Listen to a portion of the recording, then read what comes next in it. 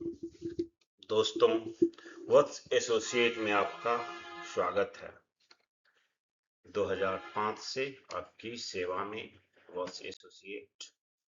मैं हूं advocate Mukesh वत्सा, trademark attorney, और मैं टैक्सेशन और आईपीआर के सेक्टर में अपनी सेवा देता हूं। आज हम लोग ट्रेडमार्क एक्ट 99 का सेक्शन 3 का स्टडी करेंगे। दोस्तों, chapter 2 the Register of Controller for registration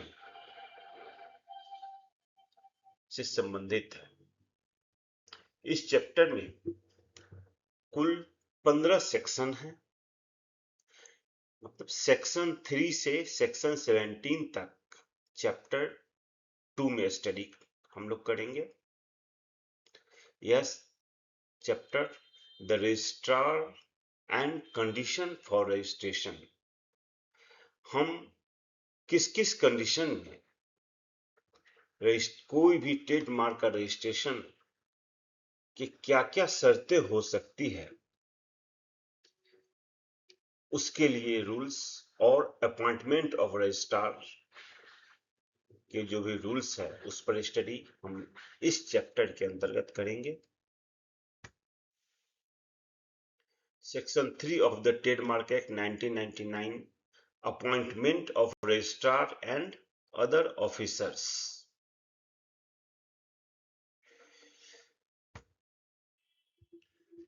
तो section 3 provides for the appointment of the registrar of trademark and other officers who administer the trademark act। Section 3 में ट्रेडमार्क रजिस्ट्रार और अन्य officers की नियुक्ति का प्रोविजन है जो ट्रेडमार्क का संचालन करते हैं। दोस्तों, ट्रेडमार्क एक्ट का विस्तार पूरे भारत में है और पूरे भारत में से लगभग करोड़ों एप्लीकेशंस ट्रेडमार्क के संबंधित आते रहते हैं। तो उन सारे एप्लीकेशंस को एग्जीक्यूट करने के लिए एक टीम के गठन का प्रावधान सेक्शन 3 में किया गया है।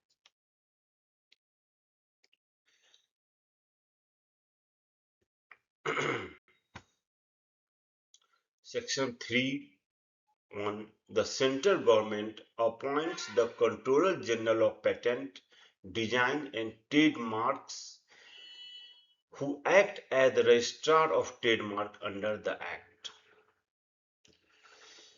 The central government, the Controller General of Patent, Design and Trademark appoint करती है जो ट्रेडमार्क के रजिस्ट्रार के रूप में काम करेंगे।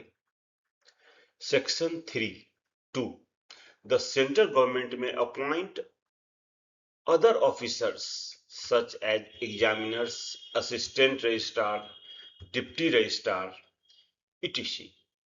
to perform functions of registrar under his supervision and authority।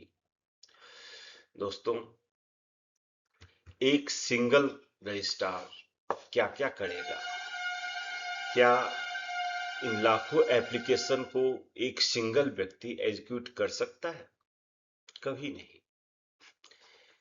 क्योंकि उस सारे एप्लीकेशंस को पढ़ना, समझना, उस पर एग्जामिनर्स उसको एग्जामिन करना, फिर उस पर से अगर किसी भी तरह का क्वेरीज है तो क्वेरी जनरेट करना इत्यादि कोई एक व्यक्ति के हाथ का नहीं हो सकता। तो इसी के लिए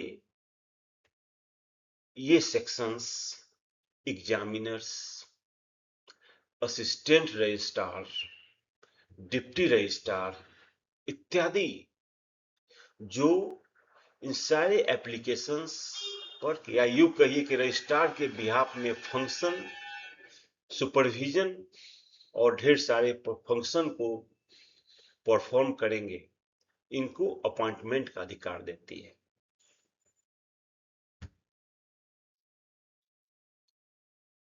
सेक्शन 3 आगे फिर the trademark registry handles thousands of applications every year.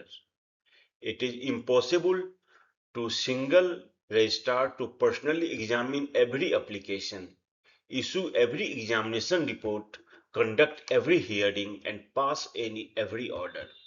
दोस्तों, मैंने जैसा बताया कि ट्रेडमार्क रजिस्ट्री हर साल हजारों आवेदनों को संभालती है। किसी एक रजिस्ट्रार के लिए हर आवेदन को व्यक्तिगत रूप से जांच करना, हर जांच का एक रिपोर्ट जारी करना, हर सुनवाई करना और हर आदेश को पारित करना असंभव है।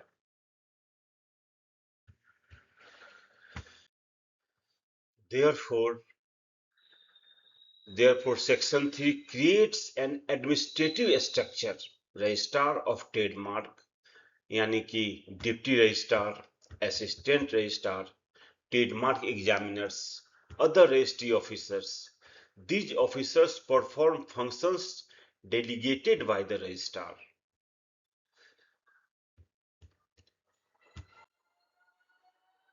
अब ये तो संभव नहीं है कि एक रजिस्ट्रार हर डॉक्यूमेंट पर साइन करे, हर डॉक्यूमेंट पर ऑर्डर पास करे।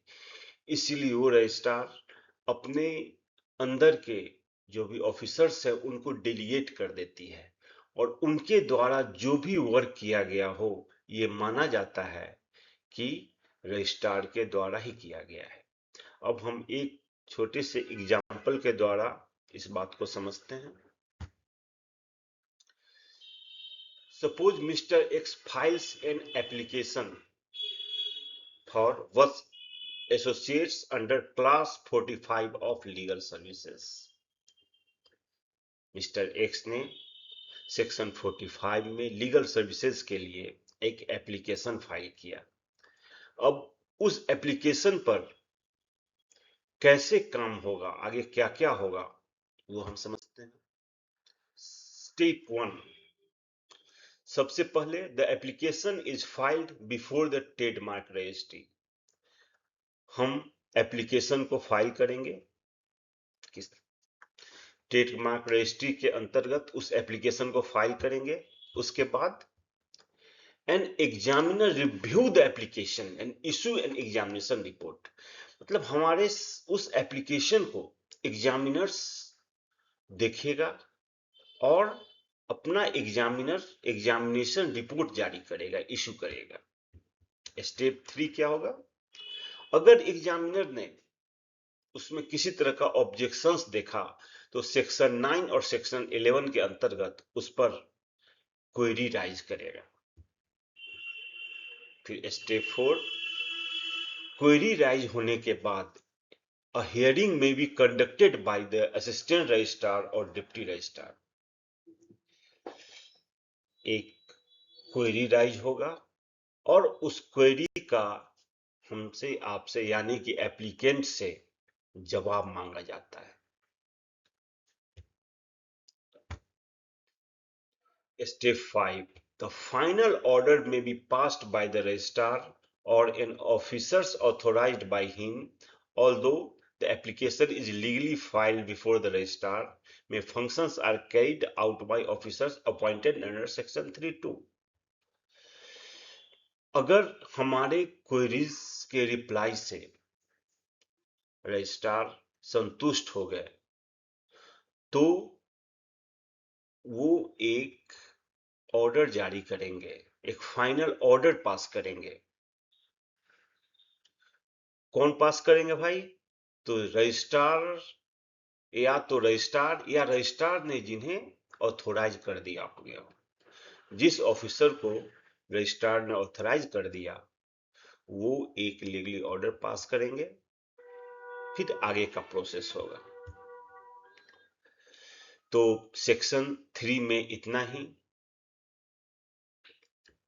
और दोस्तों, अगर आप हमारे इस क्लास सेशन से कुछ भी लाभान्वित हो रहे हैं तो आपसे आग्रह है कि इस वीडियो को सपोर्ट करें, सब्सक्राइब करें और लोगों को हमारे इस क्लास को ज्वाइन करने के लिए प्रेरित करें। धन्यवाद।